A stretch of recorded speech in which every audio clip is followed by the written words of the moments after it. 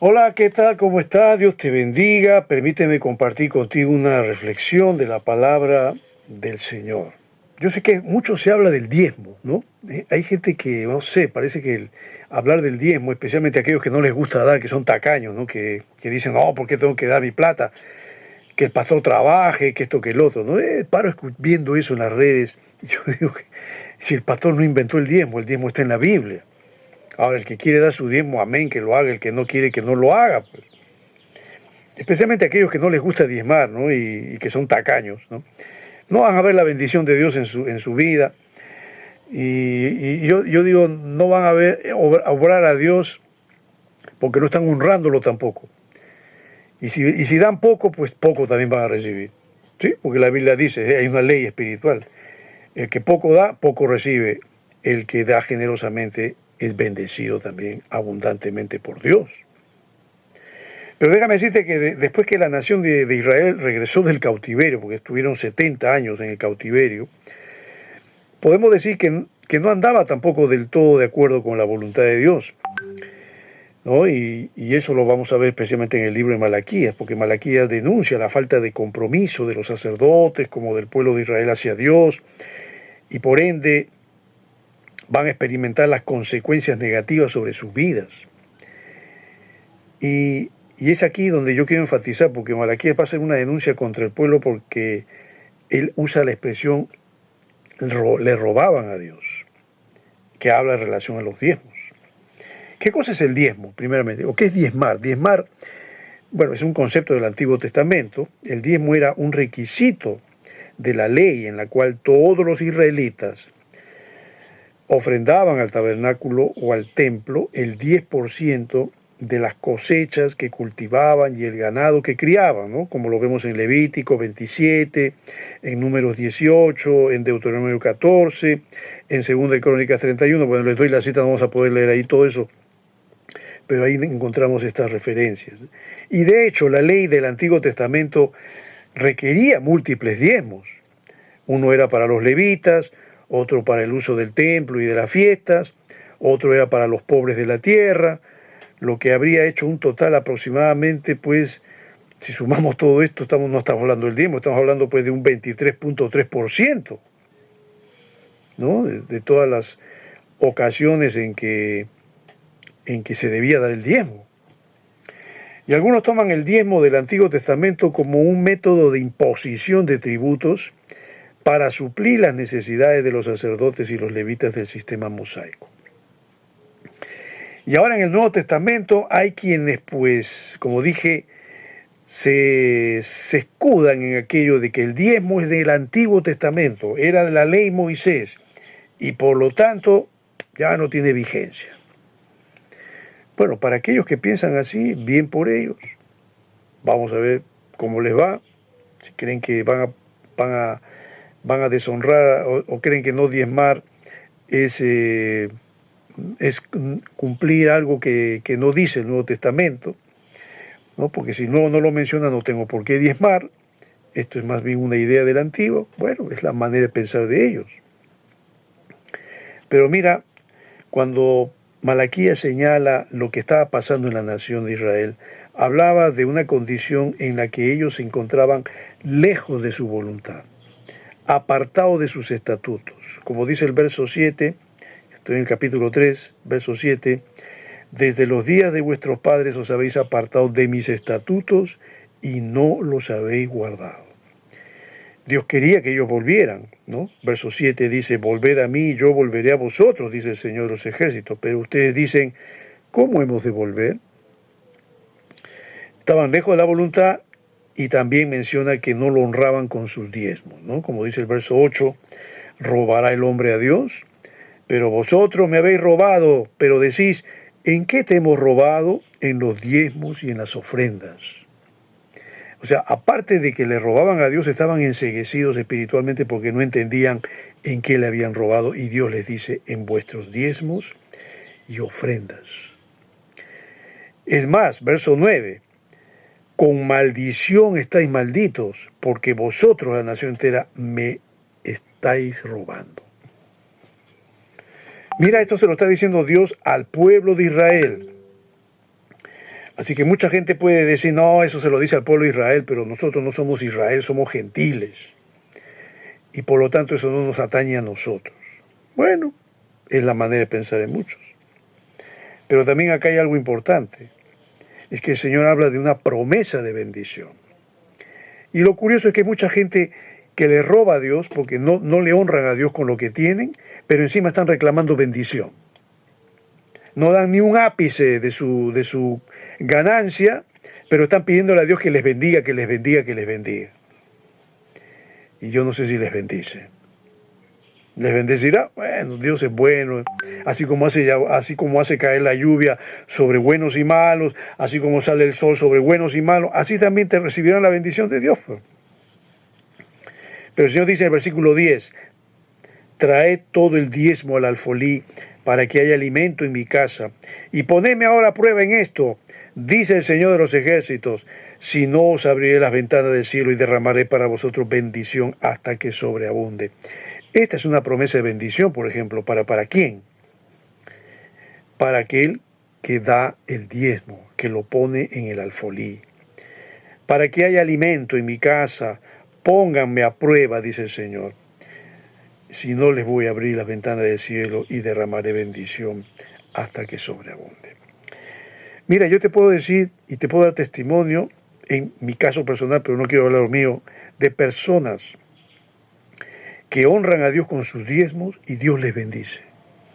Y conozco personas que no le dan a Dios nada, o le dan una ofrendita, bueno, le dan lo que quieren. Son gente que gana bien, pero a Dios le dan las migajas.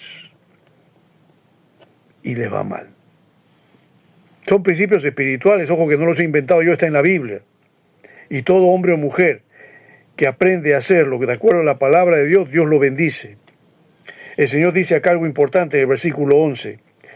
Precisamente la maldición cae sobre aquellos que no honran a Dios. Porque Dios los bendice en su trabajo, ganan bien, pero ellos no le dan a Dios nada. No le agradecen. Oran a Dios por un buen trabajo, Dios les da el buen trabajo y se van. Y después gastan su plata en vanidades, en tonterías, no honran a Dios como es debido y se desaparecen de la iglesia. Ojo, porque yo también conozco hermanos que vienen a la iglesia, personas, no sé si llamarlos hermanos, por favor oren por mí para que Dios me dé un trabajo. Dios les da el trabajo y se desaparecen de la iglesia y nunca más vuelven allí. Y no le dan la gracia, no lo honran a Dios como es debido. Y la maldición consiste en que el devorador, aquel que no honra a Dios, el devorador viene para comerse o devorar lo que ha obtenido, la ganancia que ha obtenido. Entonces el devorador es aquel a quien Dios solamente puede reprender. Cuando el Señor dice acá, verso 11, por vosotros reprenderé al devorador. ¿Para qué? Para que no os destruyan los frutos del suelo, ni vuestra vid en el campo sea estéril, dice el Señor de los ejércitos. O sea, cuando Dios reprende al devorador, va a ser que éste no destruya los frutos del suelo, como dije, ni la vid del campo sea estéril. Y déjame decirte que hay mucha gente que no ve eso. Hay mucha gente que está viendo que el devorador... ¿Y quién es el devorador? Bueno, los devoradores pueden ser las plagas y un montón de cosas que destruyen el sembrío, que destruyen la cosecha. O a mucha gente que le va bien económicamente y de pronto quiebran. Y el negocio, todo se viene abajo. Porque el devorador se está comiendo tu ganancia y tu bendición porque no estás honrando a Dios. Y el Señor dice, versículo 12, todas las naciones os llamarán bienaventurados, porque seréis una tierra de delicias, dice el Señor de los ejércitos, cuando tú cumplas lo que dice el Señor en su palabra. No, pero eso es para el pueblo de Israel. No, mi querido amigo, mi querido hermano, esto es para todo aquel que es agradecido a Dios por la bendición que Dios le da. Yo estaba leyendo la historia de un hombre.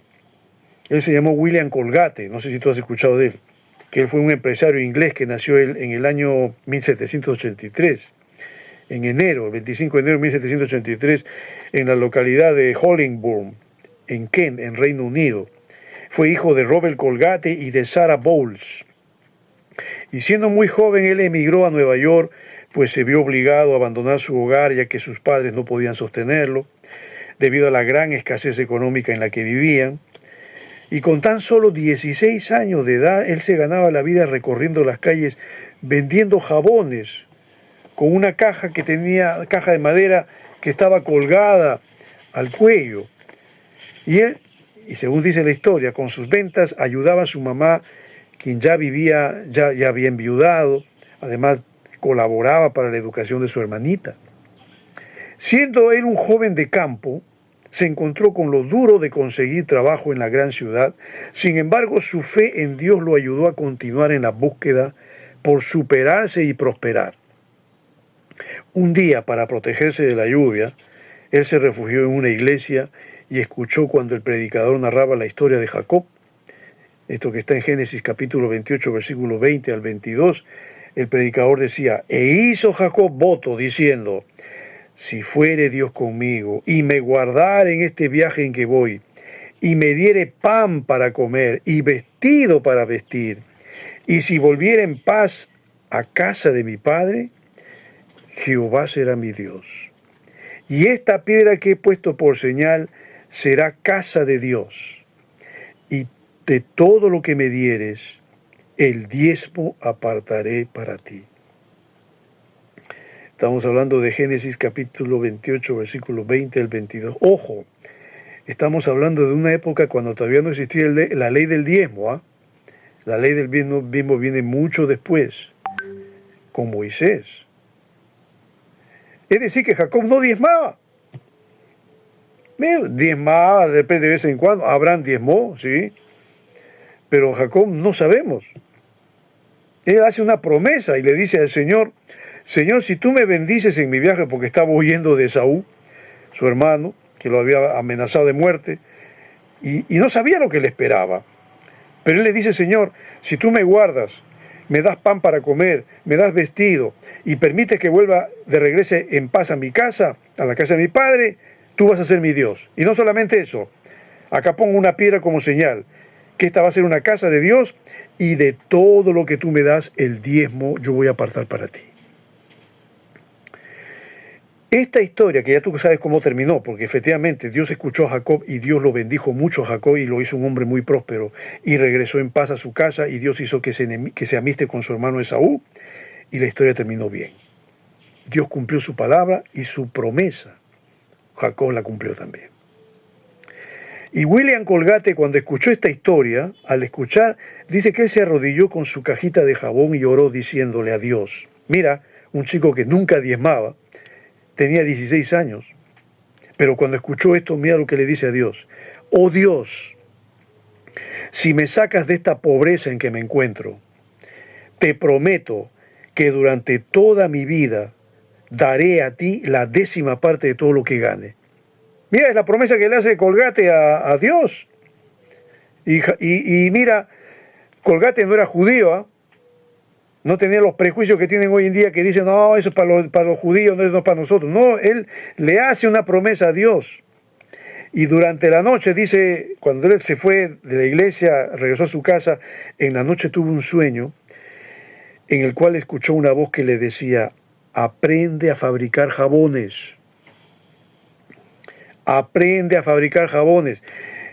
Y él tuvo fe y obedeció a ese sueño, ya que al día siguiente él consiguió un empleo en una fábrica de jabón. Él vendía jabones, pero ahora consiguió un empleo en una fábrica de jabón, de jabones y velas. Llegó como mensajero, pero por su buena conducta fue ascendiendo hasta que aprendió a fabricar jabones. Pronto llegó a ser socio en el negocio del jabón, pero pocos años más tarde se convirtió en el único propietario debido al fallecimiento de su socio. El negocio creció prósperamente gracias a su esfuerzo y, por supuesto, porque él continuó honrando a Dios con sus diezmos. Para el año 1806, William Colgate descubrió la fórmula de la crema dental e introdujo los tubos de pasta de dientes que hasta esa fecha se comercializaban en polvo o en tarro. Por la calidad de sus productos, ya se encontraba produciendo una línea de jabones para el lavado de ropa. Su fidelidad y dedicación a Dios lo hizo prosperar y triunfar como empresario, ya que después de comenzar con el 10% de su diezmo, que así le prometió a Dios, luego él dijo el 20%, el 30%, así le daba a Dios, el 40%, el 50%. Así hasta llegar, ¿sabes a cuánto? Al 90% de todas sus ganancias. Sus ventas aumentaron rápidamente con el paso del tiempo, por lo que su jabón comenzó a ser una marca reconocida en muchos hogares a través del mundo. Colgate fue considerado el hombre más rico, sobreviviendo con apenas el 10% de sus ganancias. ¡Qué montón! Suficiente para él. Fue alguien que apoyó a hombres de Dios para que se pudiera llevar el mensaje de salvación a muchas naciones. La Universidad Colgate lleva su apellido en reconocimiento a su labor como benefactor de la institución. Además ayudó a organizar varias sociedades bíblicas, inclusive la American Bible Society en el año 1816. Después de su muerte, que fue el 25 de marzo de 1857, sus hijos continuaron siendo fieles a Dios, por lo que años más tarde, en 1928, y debido a su creciente internacionalización, la compañía decide fusionarse con Palmolive Pitt, para luego terminar siendo Colgate Palmolive. Esto que te estoy contando es una historia real, por si acaso. Colgate no era judío, ¿eh? Así que él pudo haber dicho, no, esa ley del diezmo es para los judíos, siendo que Jacob había diezmado antes que la ley de Moisés salga. No se trata de una ley, no se trata de que sea para los judíos, se trata de honrar a Dios, se trata de que tú seas agradecido a Dios por lo que Él te da y te bendice. El diezmo sí era el punto de partida, pero este hombre le dio el Dios el 90% y vivía con el 10%, y vivió bien, y fue próspero, y el voto que hizo lo cumplió, y Dios lo bendijo. ¿Sabe por qué? Porque Dios trabaja con gente responsable, porque Dios bendice a gente de palabra, no a los que son medrosos, miedosos, que son tacaños, que son así, como decimos, que son codos, que no quieren dar. Ya, esos no van a ver la prosperidad de Dios nunca.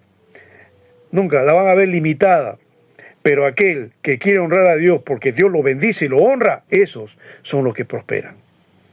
Así que no se trata de una ley que fue dada a Israel o que fue dada a Moisés. No, se trata de una ley espiritual.